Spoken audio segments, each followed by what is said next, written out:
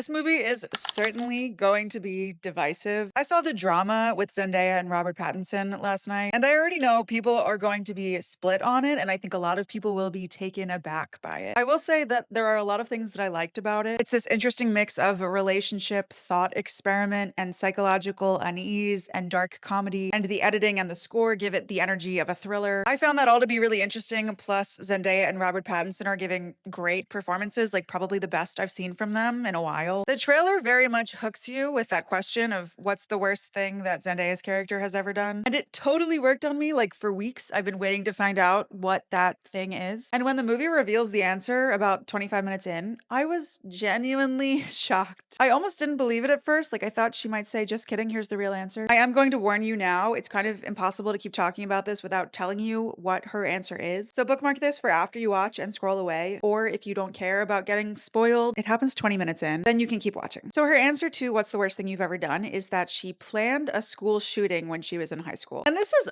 obviously such an extreme thing to introduce into a movie that is up to this point seeming like a darkly comedic relationship drama. And I think I've landed on that my problem with this is that the movie has no interest in thoughtfully discussing this confession. And it's provocative just to be provocative. Like this is such a loaded and heavy topic, but the rest of the movie is really about how that confession changes their relationship and their dynamic. And it's not about the shooting. And I think if you're going to pick something as extreme and relevant as a school shooting, then you really need to be willing to engage with that thoughtfully and deeply.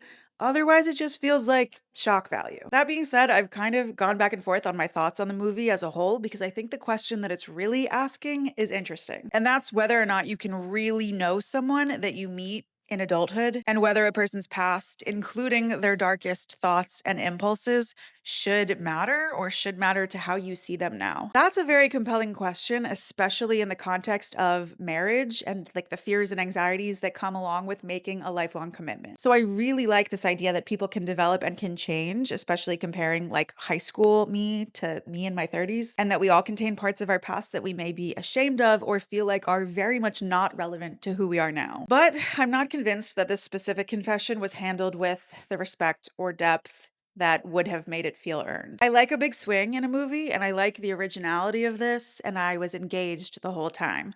But I'm a little torn in that it was bold and uncomfortable in the way that I like, but it doesn't really feel like it earned this level of provocation. But I'd love to know from the people who've seen this movie, what were your thoughts?